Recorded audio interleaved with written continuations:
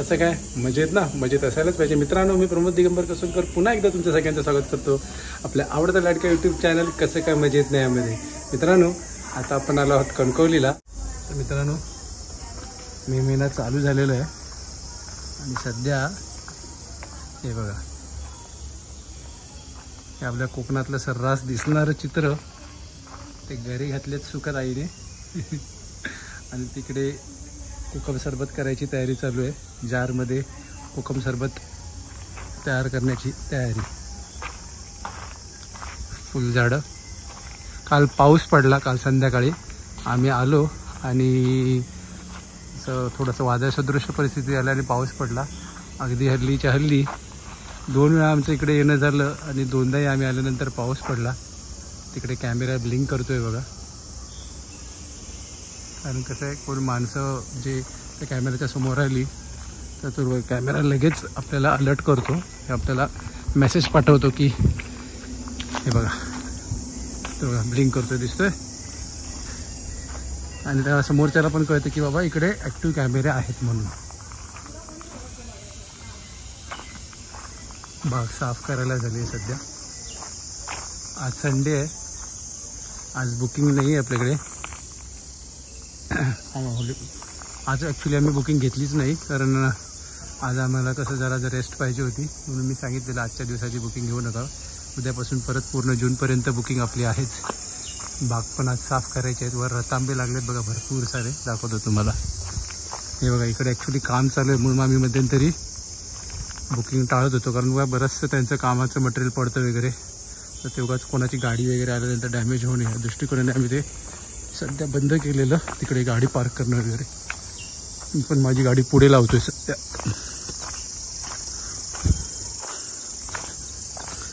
हे बघा चिकूचं झाड आहे. चिकू आता ॲक्च्युली सीझन आता चिकूचा गेला आहे. आता जे खाली पडलेले रतांबे दिसतील तुम्हाला तिकडे, ते बघा ते रतांब्यांचं झाड आहे. एक रतांबे पडलेत, ह्याच्यात आपण नंतर कोकम बनवतो. हे बघा रतांबे. हे पेरूचं झाड आहे, पण पेरू आले आहेत, मोठे होतील त्यावेळी खायला मिळतील. चिकू थोडे थोडे कुठे कुठे दिसत आहेत. नाही रतांबे याच्यावर तुम्हाला दिसत आहेत बघा, भरपूर सारे रतांबे आहेत. दिसत आहेत का तुम्हाला? हे बघा झूम केल्यानंतर दिसत आहेत का? बघा दिसत आहेत है ना.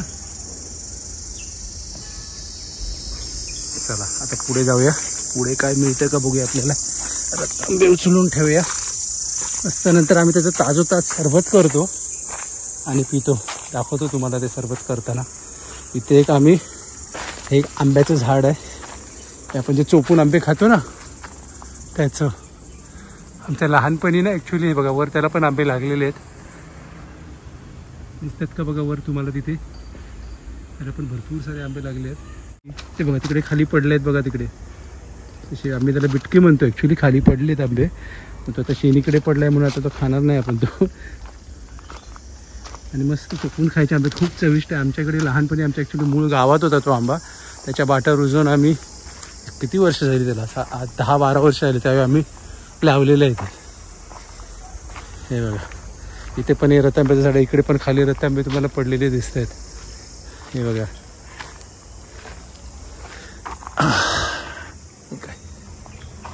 आता जाम काढायचे आहेत कारण जाम आता बऱ्यापैकी चांगले तयार झालेले आहेत. ते बघा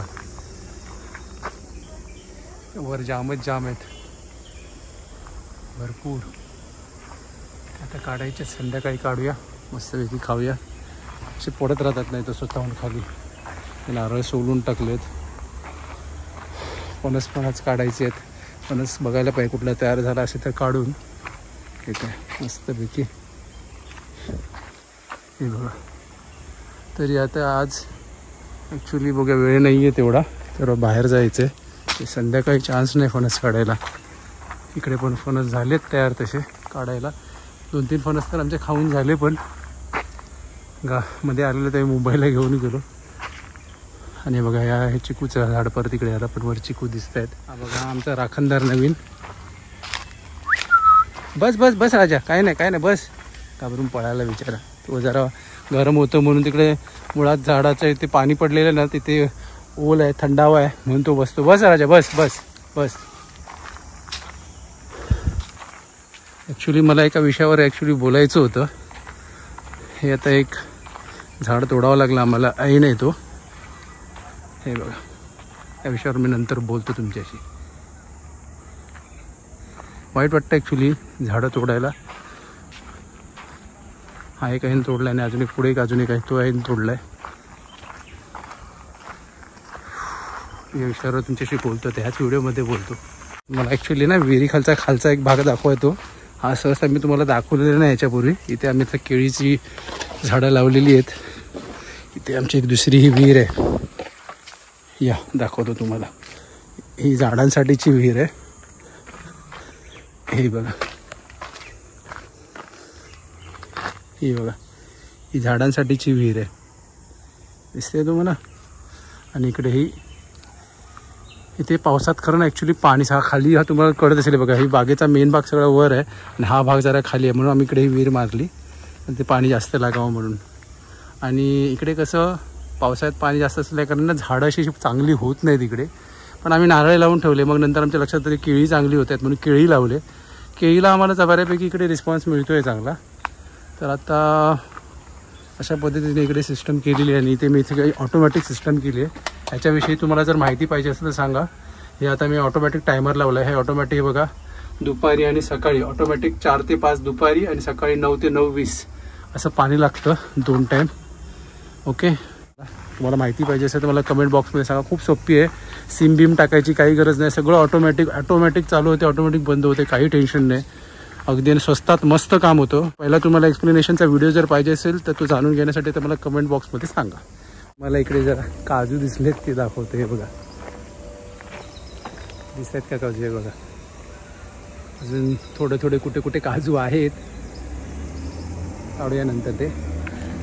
हां, तर मित्रांनो ॲक्च्युली कसं झालं आहे माहिती आहे, आपल्या आता कोकणामध्ये ना माइंडसेट लोकांचा बदलायला लागलेला आहे खूपच.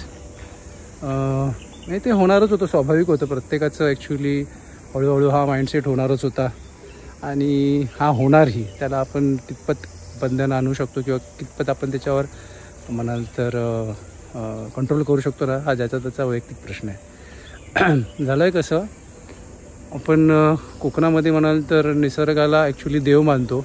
आपल्या पूर्वजांनी ना देवराया वगैरे त्यासाठी राखून ठेवल्या की त्याला माहिती होती म्हणजे गरजेला, म्हणजे जेव्हा पैशांची गरज पडते त्यावेळी म्हणतात ना की माणूस पैशांसाठी काही ना काहीतरी तजवीज करायसाठी म्हणून मग झाडं तोडेल किंवा मग ती झाडं विकेल आणि हळूहळू निसर्गाचा ऱ्हास होईल. आणि हा भीतीपोटीच ना आणि पूर्वजांनी आपल्या ह्या देवराया राखल्या आणि तिथे देवळं तयार केली, तिथे देवराया केल्या देवळांच्या भोवती, की जेणेकरून हे जंगलाचे म्हणाल तर जंगल तोड न होता निसर्गाचा तिकडे समतोल राखला जाईल. हे त्यामागचं मुख्य कारण होतं. आता झालं आहे कसं, मात्र माणसं घराभोवती थोडी बहुत अशी फळझाडं लावतात, फुलझाडं लावतात, पण दुसरी कुठली झाडं लावायला ते इंटरेस्ट घेत नाहीत. हे तर ॲक्च्युली ना खूप कॉमन आहे. म्हणजे जंगली झाडं तर असतील तर ती पहिला तोडली जातात आणि त्याच्यानंतर मग आंब्याची कलमं, काजूची कलमं, फणसाची कलमं, जांभळाची कलमं त्या सगळ्या लावल्या जातात आणि मूळ तिकडची झाडं असतात ती तोडली जातात. हे सर्रास तुम्हाला पाहायला मिळतं. डोंगरच्या डोंगर अक्षरशः ते तोडले जातात आणि त्याच्यानंतर मग त्या स्लँटिंगवर कलमांची लागवड केली जाते.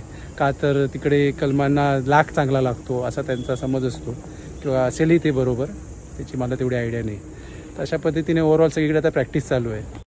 तर आता हे आम्ही घर बांधून आहे ना, आम्हाला कणकोलीमध्ये जवळजवळ 25 वर्ष झाली आणि त्याच वेळीची ही झाडं आहेत. आणि अक्षरशः त्यावेळी पण बाबांनी आमच्या अशी इतर लोकांप्रमाणेच कलमा आणली, त्या व्यतिरिक्त नारळाची रोपं आणली, ती लावली. पण कुठे कुठे ना म्हणजे असं पण होतं की इकडची जी मूळ झाडं होती ती आम्ही तोडली नाहीत. उदाहरणार्थ हे ऐन वगैरे होते ते आम्ही तोडले नाहीत. इकडे ऐनाचा उपयोग बघाल तर तसा बघाल तर फक्त लाकडासाठी, म्हणजे जे आपण कौलारू घरं असतात ना त्यांना रीप लागतात त्यासाठीच मोस्टली केला जातो. आणि फर्निचरमध्ये असा का फारसा ऐनचा असा उपयोग होतो असं त्यातली पण मला जास्त माहिती नाही आहे, पण मोस्टली उपयोग त्यासाठीच होतो एवढं मला माहिती आहे. की फळ्या वगैरे त्या ऐनाच्या काढल्या जात नाही ते नक्कीच, पण ते आम्ही ऐन आहे ना ते आम्ही तसेच ठेवलेले.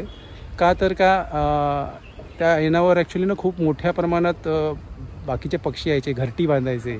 पण त्यासाठी काय तर ही झाडं जपावी लागतात. तर मी आम्हाला आलेला अनुभव सांगतो. म्हणजे हा इकडेच नाही, मला अजून 2-3 ठिकाणी पण अनुभव आला असा की आपली ही जी झाडं असतात ना, आपण त्याच्याकडे अशा दृष्टिकोनाने बघत असतो, पण शेजारच्या आजूबाजूचे त्या दृष्टिकोनाने बघत नसतात. आणि रादर ते स्थायिक आहेत इकडचे. मला तर असं मला पर्सनलमध्ये त्यांना उलट झाडांचं महत्त्व जास्त असलं पाहिजे, कळलं पाहिजे. पण त्यांनाच ना ह्या झाडांची अडचण होते. अशा झाडांची त्यांना ही अशी झाडं नको असतात. का तर त्याच्यापासून पालापाचोळा खाली पडतो, ऐनाचा पाला पडतो बऱ्यापैकी. ऐनाला परत असं बियांसारखं पण येतात, त्या अशा बिया पण भरपूर पडतात. मग त्याच्यामुळे त्यांना तो कचरा होतो, तो कचरा काढावा लागतो. असा बराचसा असं अजून काय काय त्याचे मुद्दे येतात. मग सावली येते. आणि तसं काय बिरावर काय पडणारं वगैरे तर काय बीर लांबच होतं, तरी पण ऐनाचा आमका त्रास होतो. तर एकाने तर आता आमच्या शेजारी विहीर मारली आहे, चालली आहे काम. तो आमच्या विहिरीत आमचा कचरा पडणार ऐनाचा, असं तसं. आता हे बघा, आता तुम्ही माझ्याकडे ती विहीर बघितली, त्या विहिरीवर आता आम्ही काय केलं आहे, जाळी लावली आहे, जाळीवर ग्रीन नेट टाकलं आहे. आणि वास्तविक त्याचीही झाडं आहेतच, तर ते करू शकला असता, पण नाही. तो ऐन तोडायचा, ऐन तोडून घ्या. त्याला समजवलं पण आम्ही, पण मग तो अगदी काय म्हणतात ते रिलेशन कुठेतरी सांभाळायला पाहिजे, त्या दृष्टिकोनाने मग आम्ही बोललो चला ठीक आहे, चला ऐन तोडूया म्हणून. एकाचं झालं तर लगेच दुसऱ्याला पण तसंच. मग त्याचं पण आधीपासूनच होतं की हे तोडून घ्या, हे झाड तोडा, ते झाड तोडा. आपण म्हणतो ठीक आहे चला आता, कारण कसं शेजार पण तेवढाच गरजेचं आहे म्हणून आपण तोडूया. पण हे ना असं कुठेतरी मनाला असं बोचतं किंवा असं टोचतं की ह्या अशा गोष्टी सगळ्यांनी समजून करायला पाहिजेत. कारण आपल्यासारखाच तो पण जीव आहे रे. कारण घर हे जेव्हा आम्ही बांधलं त्याच्या आधीपासूनची ही झाडं आहेत, ही जे ऐन वगैरे, हे तर बाकीची झाडं एक वेळ समजू शकलो असतो, कळलं की नाही. आणि मग जेव्हा ह्या विषयावर जेव्हा बोलायला गेलं ना, तर समोरचा माणूस म्हणजे ऐकायच्या मनस्थितीतच नसतो. तो एवढा ॲग्रेशनमध्ये असतो ना की तो एकदम मग कुठलं काय काढायला लागतो. तर त्यामुळे बोला आपल्याला जाऊन देत, मरून देत, चला कशाला उगाच ते बोला काढूया झाड. पण ते झाड काढल्यानंतर कळतं त्याच्यानंतर किती घरटी असतात, किती पक्ष्यांचं त्याच्यावर म्हणजे त्यांचं घरकुल त्याच्यावर असतं. आणि त्याच्यानंतर किती पक्षी म्हणजे त्यांचं आपण नुकसान करतो, त्यांच्या पिल्लांचं नुकसान करतो. पण हे ते कोणाला सांगणार? उद्या तुमच्या घराचा जर दुसऱ्याच्या घरांना त्रास व्हायला लागला तर तुमची घरं तुम्ही काढायला तयार व्हाल का? शक्य आहे का हे? थोडा विचार करायला पाहिजे ना. तर हा विषय मला ॲक्च्युली मुळात मांडायचा होता. चला आता इथेच व्हिडिओ थांबूया, कारण आता जेवायला जायचं आहे आणि तिथून बाहेर जायचं आहे. बोलवायला माणसं आली आहेत. कुठे गेला त्यांना दिसत होतं, मी एका बाजूला येऊन बोलतो आहे जरा. बघा मित्रांनो, मग अशी दाखवली ना तुम्हाला एक अजून, आणि काही माणसं बोलवायला आली आहेत जेवायला. येताना ते त्याने तर मी मगाशीच बोलवतो तुम्हाला जाम काढायचे आहेत, तर हिने ते हाताला लागले तेवढ्या तर जाम काढलेत. चला जेवायला चला, आज काढूया, संध्याकाळी काढूया. तर कसं वाटलं तुम्हाला व्हिडिओ नक्की सांगा. आणि जर तुम्हाला आजचा व्हिडिओ आवडला असेल तर लाईक करा, शेअर करा, कमेंट करा आणि चॅनल सबस्क्राईब करायला विसरू नका. आणि हो, कमेंट्समध्ये तुम्ही तुमचा पण असा काय अनुभव असेल तर सांगू शकता की तुम्हाला अशा अनुभव आलेला आहेत की. म्हणजे गावातल्याच माणसांना जेव्हा निसर्ग नकोसा होतो ना, त्यावेळी मला कमाल वाटते. हां चला, बाय, सी यू. जय हिंद, जय महाराष्ट्र.